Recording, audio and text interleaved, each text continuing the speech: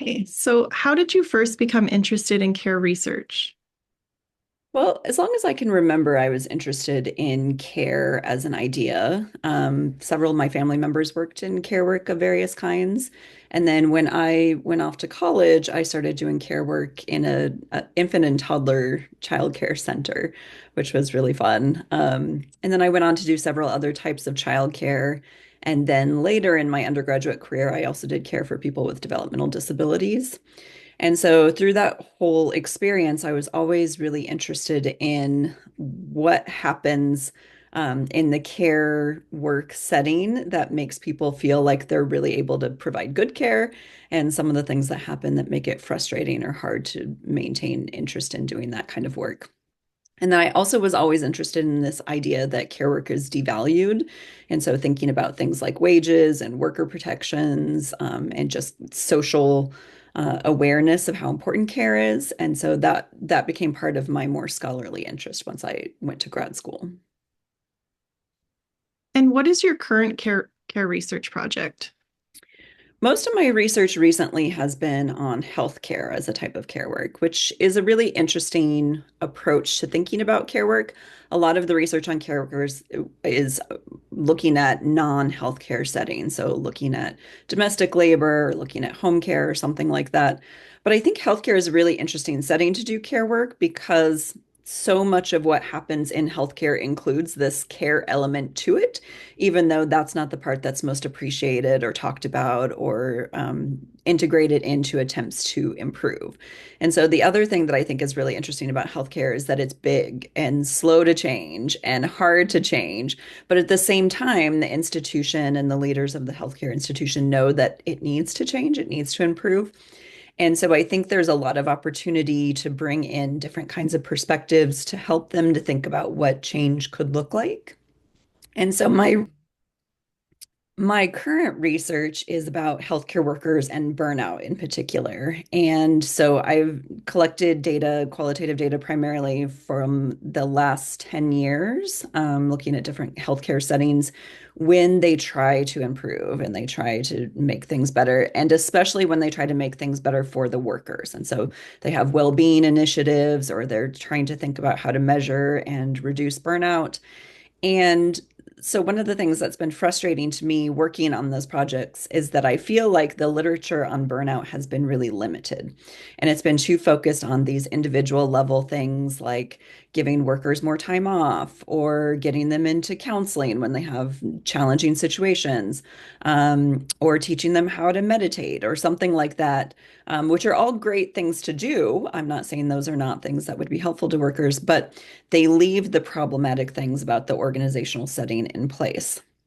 And so I took data from 5 different settings that were trying to improve how they were delivering care and improve workers' experiences of delivering that care, and analyzed it through a different kind of perspective, thinking about what brought them to care work initially, what brought them to their jobs, what was meaningful to them, what was motivating to them, and then looking at how the organizational conditions got in the way of that or undermined those things that were most important to the workers, and then making some recommendations about how the organizations can adjust their policies and approaches to be more in line with what workers find satisfying, and meaningful about their work.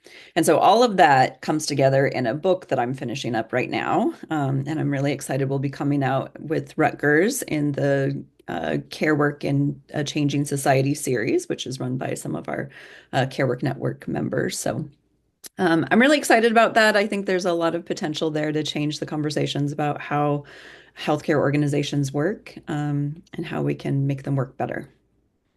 Awesome. That's such important work, and I'm looking forward to reading your book.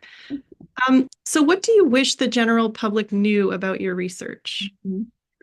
Well, it's interesting because I started doing this research, and healthcare workers and a lot of people in care sectors had been interested in burnout for a very long time, but the general public maybe didn't really understand how much of a crisis we were facing.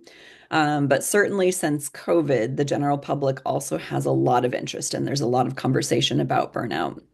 And so when I think about that, one of the things that I wish that the general public understood is that these these things that seem like quick, easy fixes, like more time off or meditation or something like that. Even higher wages. Again, those things are all great and we should do those things, but it's not enough because we still have to fix the things that are broken in the system so that we don't keep recreating the same problems over and over again. And so I hope that the general public will start to develop a more kind of nuanced perspective about work quality, um, and about care work and how it fits into these larger organizations as well. And that really would be beneficial to all workers, not just healthcare workers. Yeah. Okay, so what advice do you have for students who are interested in doing care research on similar topics? Yeah. Well, of course, the first thing I would recommend is to join the Care Work Network. Get on the listserv, make sure you're getting the email announcements, attend events. We have events very regularly. So every 2 years, the global summits. But we also have online events periodically and other talks and things like that.